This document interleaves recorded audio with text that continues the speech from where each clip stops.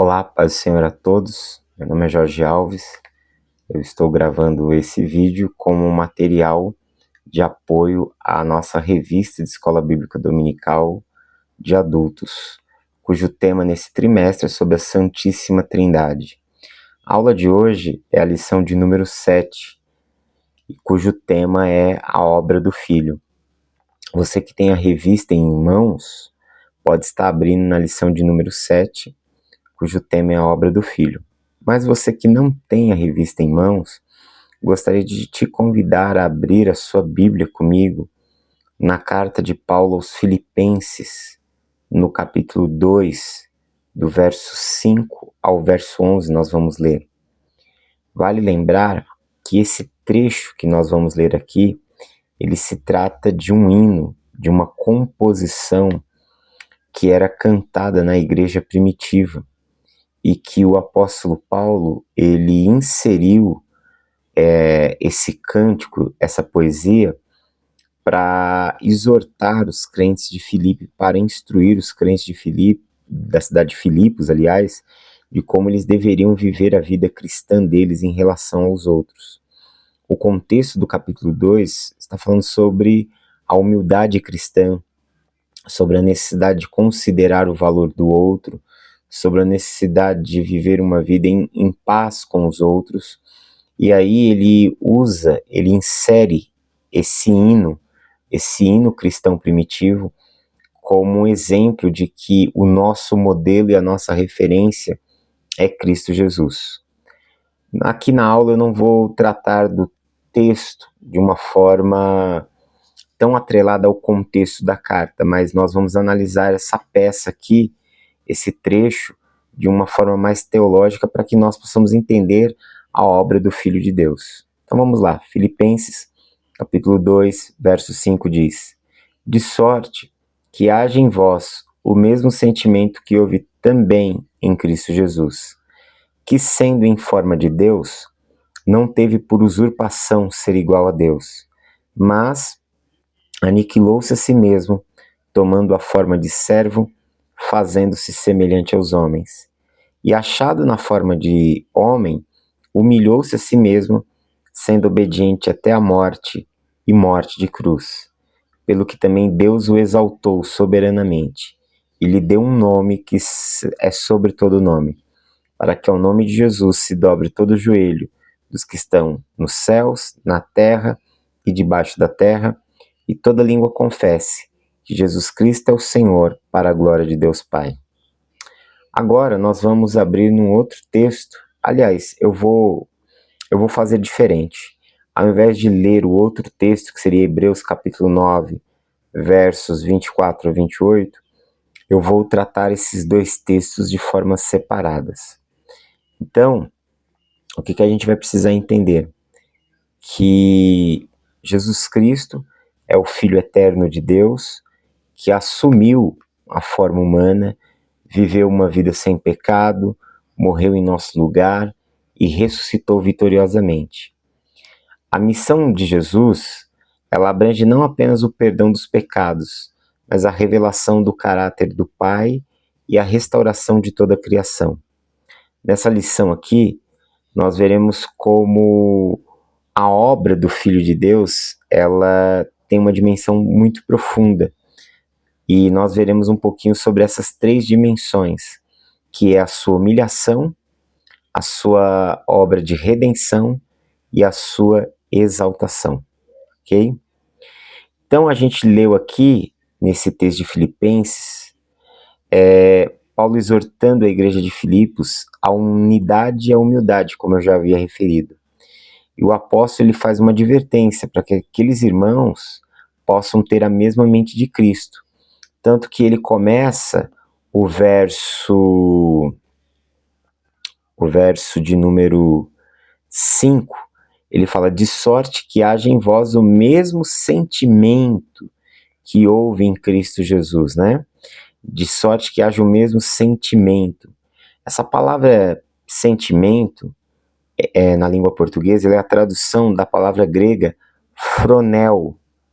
E phronel, né, ela pode significar, ou pronel, né, pode significar modo de pensar, uma disposição mental.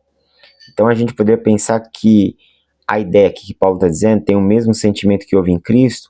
A gente poderia pensar assim, que os crentes deveriam assumir o mesmo modo de pensar e de viver que foi demonstrado por Cristo.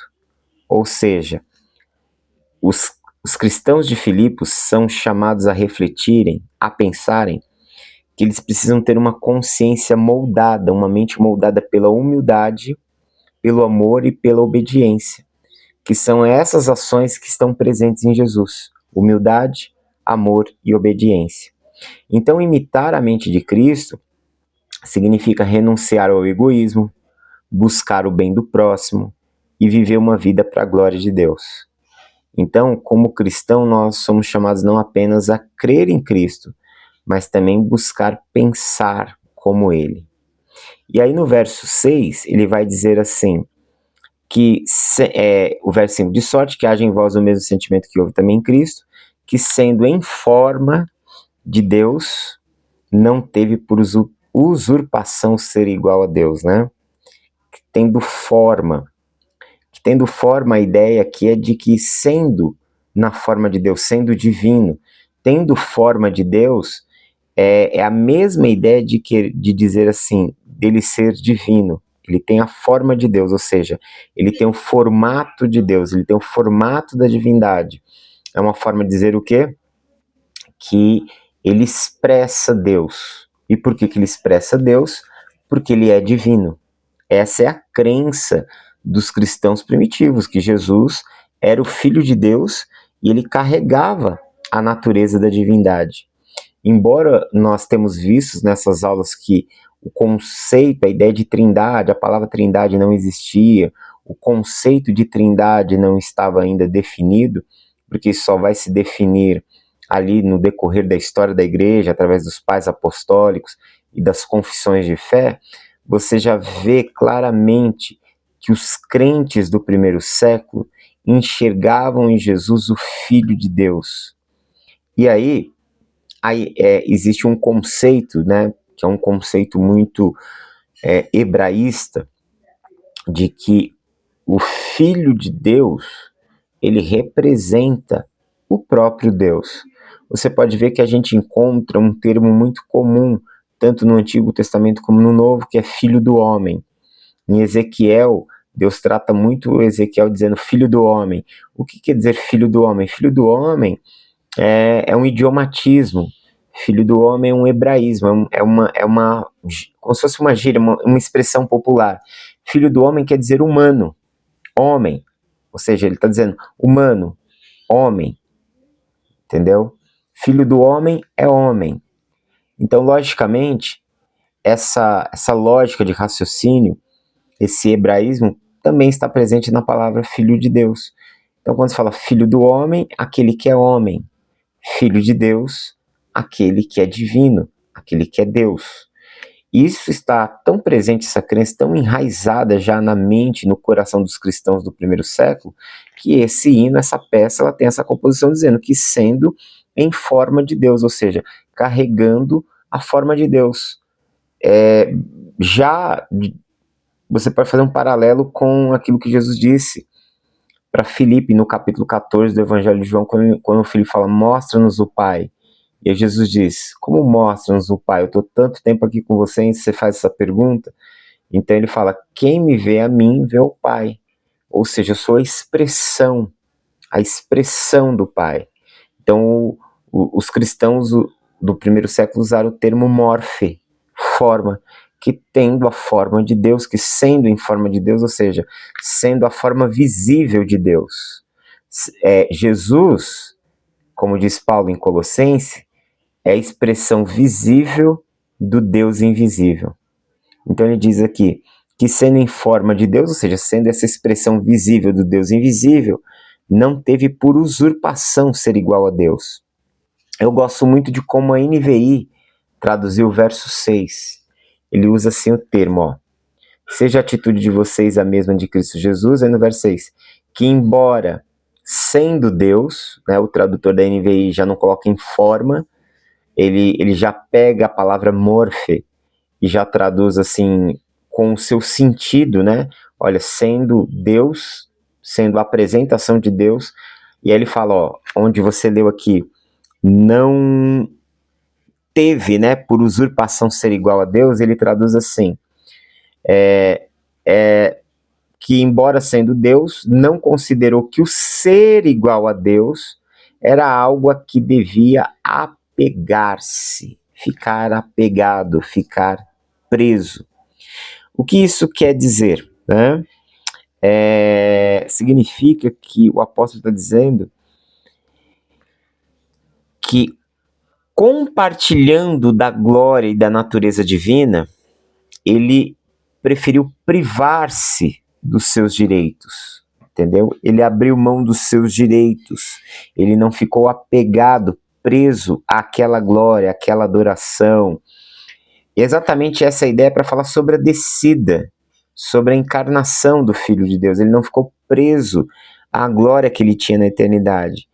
Ele preferiu abrir mão de alguns dos seus direitos, não da sua divindade, mas de algumas, vamos dizer assim, de alguns atributos. Ele abriu mão da adoração, ele abriu mão de não ter um corpo e passar a assumir a ter um corpo, né? Ele era incorpóreo, ele passa a tomar um corpo, a ter um corpo na encarnação.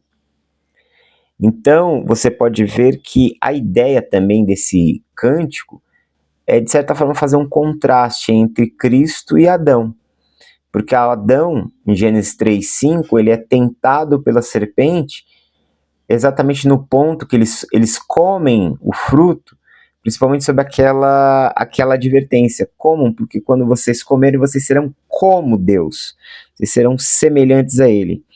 Enquanto Cristo, sendo Deus, sendo como, em forma de, sendo Deus, ele resolve deixar isso de lado, ele resolve abrir mão disso por um período de tempo, ele se priva disso para que ele pudesse entrar na história humana, para se identificar com as nossas dores, com as nossas limitações, com as nossas fraquezas.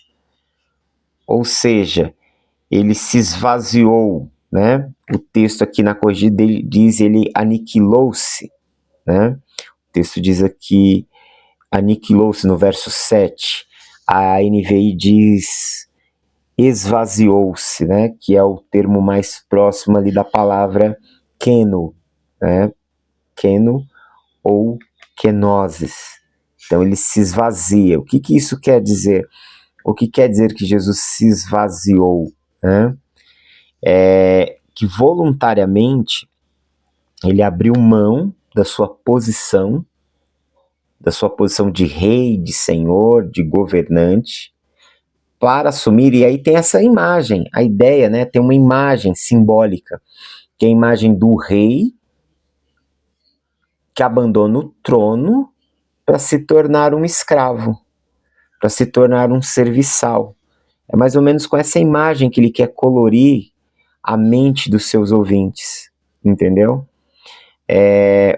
Isso, reiterando, não significa a perda da divindade de Jesus, mas a renúncia da glória que ele tinha na eternidade com o Pai. Sendo assim, alguns atributos da divindade elas ficam encobertas. Elas agora estão limitadas. Então você pode ver que Jesus, ele tem um conhecimento espiritual, ele consegue discernir espiritualmente a motivação de uma pessoa. Por exemplo, quando ele, em Marcos capítulo 2, do verso 1 a 12, quando é trazido um paralítico para ele, e ele olha e fala para ele, filho, os teus pecados estão perdoados, o texto diz na mesma cena que os fariseus, os mestres da lei, começaram a conjecturar nos seus pensamentos ali, ou talvez até mesmo a falar bem baixinho entre eles ali, ou resmungar para si mesmo, né? Quem é esse que se acha? Só Deus pode perdoar pecados. Quem ele acha que ele é? texto mostra que Jesus, de certa forma, discerne o pensamento deles. Que Jesus, é como se Jesus lesse as intenções do coração e lesse os pensamentos deles e dissesse para que o Filho do Homem, o que vocês acham mais fácil? Dizer, estão perdoados seus pecados, ou levanta e anda? Logicamente, nessa lógica que Jesus propôs, é muito mais difícil dizer levanta e anda. Está se falando de um paralítico, que não sabe nem se é de nascença. E aí ele fala, para que vocês saibam que o Filho do Homem tem poder para perdoar pecados. Aí ele vira para o homem, na maca, no chão, diz, toma o teu leito, levanta e anda, e ele é curado. Então você percebe que ali ele discerne espiritualmente a mente dos fariseus. No Evangelho de João, lá no finalzinho do capítulo 3, quando os discípulos de Jesus estão batizando, fala que Jesus não precisava que lhe falassem sobre o que era o homem, porque ele discernia, ele conhecia profundamente a natureza humana. Então você vê que isso é um reflexo da divindade de Jesus, esse profundo discernimento espiritual que hoje ele é concedido aos crentes, o discernimento espiritual ele é concedido aos crentes por meio do Espírito Santo. Mas, por exemplo, Jesus é capaz de discernir as motivações do coração de uma pessoa, quase como se lendo os pensamentos dela, mas quando os discípulos perguntam sobre quando será o final dos tempos, ele fala que ele não sabe, que não está na sua alçada de conhecimento, mas somente no conhecimento do Pai. Veja só. Então isso demonstra o quê? Que ele tem um conhecimento, um discernimento do pensamento, da motivação humana, mas ao mesmo tempo esse conhecimento ele não é onisciente para conhecer todas as coisas, para saber as datas, não é onipresente para estar em todo tempo, em todo lugar, entendeu? Ele está agora numa dimensão limitada a um corpo. E aí há uma grande discussão, né, sobre essa questão, mas Jesus ele ressuscita corporalmente e sobe aos céus, pelo menos em Atos capítulo 1, corporalmente.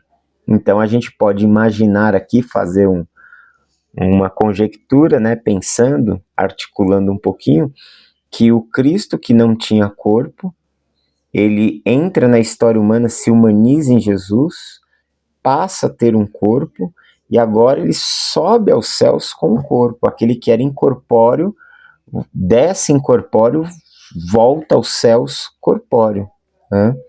Então esse texto ele está falando exatamente sobre isso, ou seja, esse amor, essa obediência que Deus tem, que Jesus, aliás, tem a Deus, tem ao Pai, entendeu? E ele assume a forma humana. Aí o verso vai dizer, achando-se na forma de homem, humilhou-se a si mesmo, sendo obediente até a morte de cruz. E aí você vê, dentro desse estado, dentro desse nível da humilhação, né, a obediência sacrificial de Jesus até a cruz.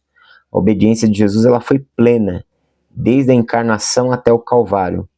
Na forma de homem, humilhou-se a si mesmo, sendo obediente até a morte de cruz. É isso que diz Filipenses 2,8. Ou seja, ele desce à condição mais humilde, ele morre como escravo, pior, ele morre como um ladrão, como um criminoso, na verdade, porque é isso que Roma desenha para a sociedade, que ele está sendo condenado como um criminoso. Em obediência ao Pai e em favor dos pecadores, Jesus morre. Ele se submete à humilhação da cruz. Então isso nos revela que a Escritura, né, mostra que o primeiro Adão trouxe condenação pelo pecado. E Cristo, que é o segundo Adão, como diz o apóstolo Paulo em Romanos, trouxe justiça por meio da sua perfeita obediência. É isso que está lá em Romanos, capítulo 5, verso 19. Essa verdade, ela sela que a obra redentora do Filho está fundamentada, está pautada na completa obediência de Cristo ao Pai. A nossa salvação é resultado da obediência do Filho ao Pai, e não dos nossos méritos. Pela graça sois salvos, e isto não vem de vós, é dom de Deus. Agora, isso também nos ensina, de forma prática, que assim como Cristo, ele viveu uma vida de obediência ao Pai. Nós que somos os seus discípulos, nós que nos tornamos filhos de Deus por meio de Jesus, devemos viver também uma vida de obediência a Deus, para a glória de Deus, ok? Qual foi o resultado disso aqui? O verso 9 vai dizer: pelo que também Deus o exaltou soberanamente e lhe deu um nome que está acima de todo nome. Você pode ver que na ressurreição, em Mateus 28:18, Jesus diz assim: toda autoridade nos céus e na terra me foram dadas. Veja só, Jesus agora ele assume, após a ressurreição, o papel de ter toda a autoridade sobre todas as coisas. Isso aqui já fala da exaltação do Filho, que ele agora é Senhor sobre tudo e sobre todos. E aí o verso 10 diz: para que ao nome de Jesus se dobre todo o joelho dos que estão nos céus, na terra e debaixo da terra. Ou seja, toda a criação celestial se dobra diante da grandeza do Filho. Todos aqueles que estão no mundo, na terra, se dobram diante da grandeza do Filho. E até aqueles que já morreram reconhecem a grandeza do Filho. E aí ele diz: e toda língua confessa que Jesus Cristo é o Senhor, para a glória de Deus Pai. Então a obediência de Cristo, a obediência de Jesus, o colocou novamente no patamar mais alto, de ser aquele que é Senhor de todas as coisas, que governa todas as coisas juntamente com o Pai, ok? Então esta é a obra do Filho, é a obra da humilhação, porque ele abre mão da sua glória, abre mão da sua riqueza, da adoração e entra na história humana como um simples ser humano. Mas também é uma história de redenção, porque ele obedece ao Pai, ele cumpre a sua missão, obedecendo ao Pai, obedecendo a tal ponto de ir morrer numa cruz, para que ele, por meio dessa obra, por meio dessa obediência, possa nos resgatar da condenação e da morte, possa pagar o preço pela nossa liberdade. E aí então, ele na ressurreição, ele herda toda a riqueza, toda a glória, toda a autoridade, todo o domínio, todo o governo sobre todas as coisas, ok? Então, a obra, pelo menos olhando para Filipenses, a obra do Filho passa pelo caminho da humilhação, pelo caminho da redenção e pelo caminho da exaltação. Agora eu quero ler o segundo texto que está aqui na nossa leitura bíblica em classe, que é Hebreus capítulo 9, do 24 ao 28. Se você tiver uma Bíblia aí, abra comigo. Hebreus capítulo 9, 24 ao 28, o texto diz assim: porque Cristo não entrou no santuário feito por mãos, figura do verdadeiro, porém no mesmo céu, para agora comparecer por nós perante a face de Deus. Nem também para si mesmo se oferecer muitas vezes, como sumo sacerdote cada ano entra no santuário com sangue alheio. De outra maneira, seria necessário lhe fora padecer muitas vezes, desde a fundação do mundo. Mas agora, na consumação dos séculos, uma vez se manifestou para aniquilar o pecado pelo sacrifício de si mesmo.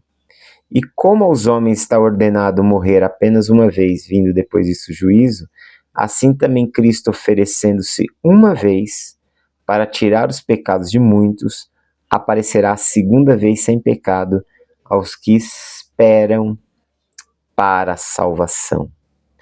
Esse texto aqui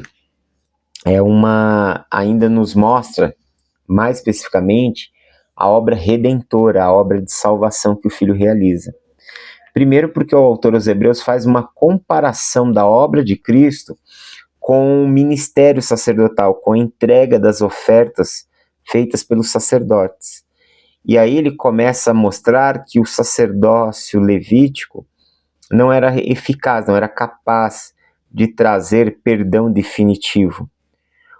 Nós sabemos, né, que o sumo sacerdote ele entrava no Santo dos Santos uma vez por ano, no chamado dia da expiação, em Yom Kippur, né? Você pode ver isso lá em Levítico, capítulo 16, a partir do verso 20, 23. E ele entrava levando o sangue de um animal. Para fazer o quê? Para fazer purificação pelos seus próprios próprios pecados e os pecados do povo. Você vai ver em Levíticos 16, aliás, de 11 a 15. E esse sacrifício era feito todo ano, era repetido todo ano, porque todo ano se precisava pedir perdão, se precisava purificar dos pecados. Então, o que o autor aos Hebreus nos mostra aqui, que o sumo sacerdote ele era uma figura, ele simbolizava a obra de Cristo, ele era como se de uma forma oculta, de uma forma misteriosa, aquilo apontasse para algo que aconteceria no futuro, que seria a obra de Cristo, que é o real e eterno sumo sacerdote. Então esse santuário terreno era um símbolo, era uma representação no plano de Deus do que ele iria fazer. Mas Cristo entrou no céu para interceder por nós diante do Pai. E essa entrada única de Jesus no santuário, com seu próprio sangue, não com o sangue de animais e de bodes, nos assegura uma eterna redenção. Por ser imperfeito, o sacerdócio levítico ele foi substituído por um superior, que é o sacerdócio de Cristo. Então o sacrifício de Cristo ele é único, ele é suficiente. No Antigo Testamento, os sacrifícios eles eram diários. Haviam sacrifícios diários e havia o sacrifício anual. E sempre tinha que ser repetido. Isso mostrava que não era um sacrifício perfeito. Já a morte de Jesus ela foi definitiva, ela foi completa, ela foi eficaz. O verso 28, né, do capítulo 9 aos Hebreus diz assim: assim também Cristo oferecendo uma única vez para tirar os pecados de muitos. Ou seja, a expressão uma vez indica que não há necessidade de repetição. O que Jesus fez foi perfeito e foi eterno. Então você vai perceber que a salvação ela não é fruto de méritos, de rituais, mas ela é uma ação plena e gratuita que nós alcançamos pela fé na obra consumada de Jesus. Cristo, ao morrer, rasgou o véu que separava os homens, a humanidade, da presença de Deus. Não há outro meio de salvação, nenhuma outra oferta, nenhum outro nome a não ser pelo qual uma pessoa possa ser salva, a não ser o nome de Jesus. Jesus ele tomou o nosso lugar. A morte que nós deveríamos sofrer, a condenação que nós deveríamos sofrer, Jesus sofreu sobre ele. Então, diante disso, Deus, por conta dos nossos pecados, Deus não poupa o seu filho, o entrega para morrer em nosso lugar. E com isso a nossa dívida ela é paga. Você vai ver que no sistema sacrificial, no Antigo Testamento, os animais eram sempre colocados e ofertados como uma substituição, mas eles não tinham poder de remover o pecado. Em Cristo, essa substituição ela é perfeita e definitiva. Então, isso nos leva a viver uma vida para Cristo e querer adorá-lo e viver uma vida na sua presença. Com isso a gente entende que a obra do Filho ela é uma obra completa, ela é uma obra suficiente, ela é uma obra gloriosa, que vai da humilhação até a exaltação. E Jesus se humilhou para nos salvar, se ofereceu em sacrifício vivo, se ofereceu em sacrifício substitutivo, para nos resgatar, para nos comprar, para nos tirar da condenação e da morte. E depois disso ele foi exaltado para governar eternamente. Como igreja e como povo de Deus, nós somos chamados a viver em comunhão com essa verdade, aguardando o retorno do nosso Senhor e Salvador. Então que nós possamos viver a nossa vida como servos daquele que nos serviu com a sua vida e nos salvou, nos resgatou com o seu sangue.